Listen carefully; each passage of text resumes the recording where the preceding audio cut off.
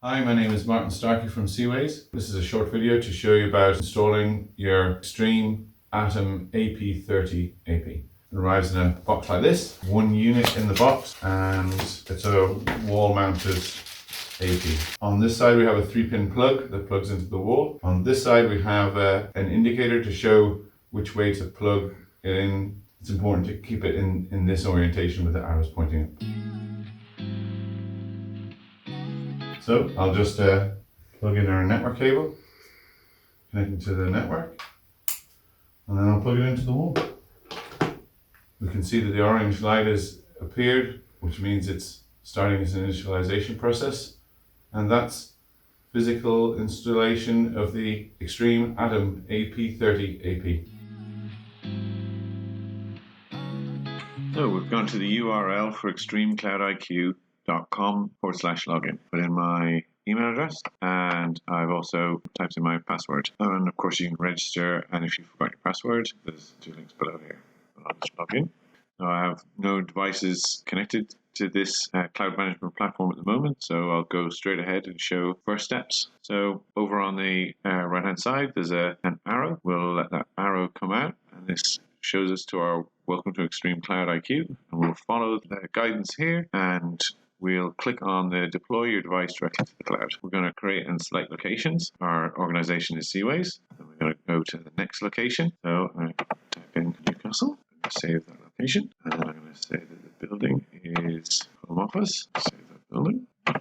Save the building. Now I'm going to say what floor it is. So we're going to say it's ground floor.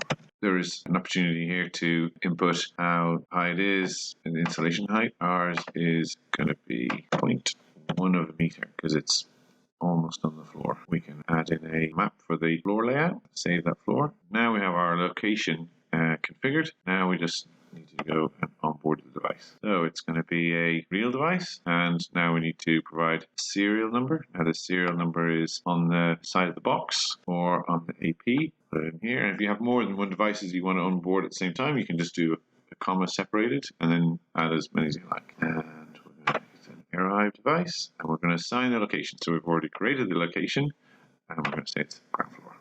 That's it. We're going to onboard the device. So we've successfully onboarded this device, and we're going to click finish, and we can just hit that blue arrow and that'll roll that away for us. We can see that the device is now onboarded, but at the moment it's showing that the status is offline, and I'll just refresh that and we'll see that come online. So it's now online. We can see up here that our connected status is online. The little green cloud means that it's connected, and this yellow thing here means that the configuration isn't on yet. So this means that we need to assign a policy. So our device is now connected, and we can see that it's there. So let's click on the host name, and we should be able to see the device itself. So we can see that it's connected, and it should give us the indication here that it's been connected for 2 minutes. So we can see that under the policy here that it says assign policy. We need to create a policy for that. Now if I click on that, we don't have a policy yet, so we've not created one. So we need to create one. So we can click on that link underneath. That'll bring us straight to Express Policy Setup. Click on Express Policy. Now this is where we give the wireless AP configuration. So we're going to call it Home Wi-Fi. It's going to be a PSK, which is a pre-shared key. So this is where we put in our password. This is going to be the SSID that we're going to be broadcasting from the wireless AP. And we're not using CWP. And then we do create. So that's now created our new policy, and we can see that it's connected. If we go back here to our manage and we select devices, you can now see that we've got a device here. Now when we go to assign a policy, we can select home Wi-Fi and we can assign it to the AP. Once that's configured, we can see now that the home Wi-Fi is configured. We should be able to refresh the status, and our little warning message here under the status of configuration audit should change because we now have a policy assigned.